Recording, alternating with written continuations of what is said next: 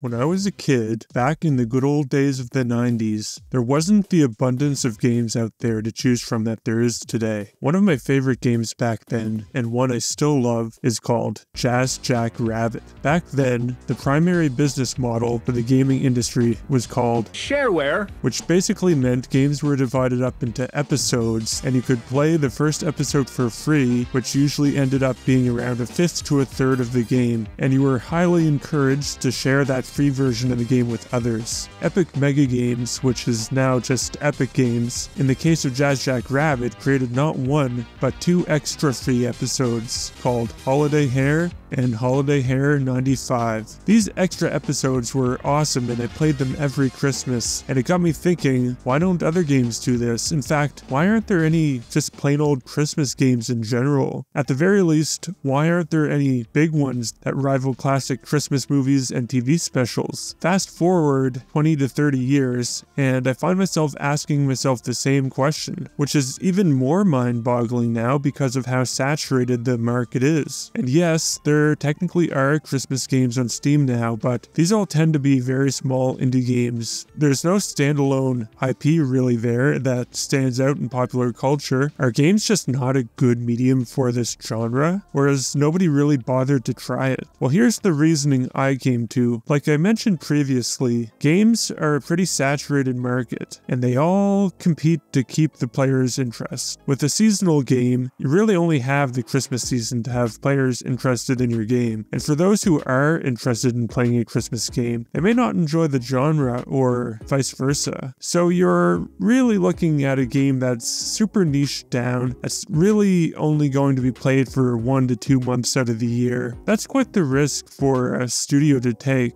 but I somehow don't buy all that, not fully, because movies and TV have similar problems, and yet look at Netflix, they just won't stop making these movies. It seems to me that making a Christmas movie, TV show, game, book, whatever, is a high-risk, high-reward venture, because to make something that stands the test of time, that becomes a Christmas classic, that thing will be watched, played, or read year after year. So can it be done? I think so, absolutely, but at the end of the day, I just think no one has taken the risk yet. All of this got me thinking, maybe I should make my own Christmas game, and so I have been working on my own Christmas game, but I'll be talking about that in another video. I hope you enjoyed this. I have some more videos in the works, so if you like this video and would like to see more, please consider subscribing. Thanks for watching.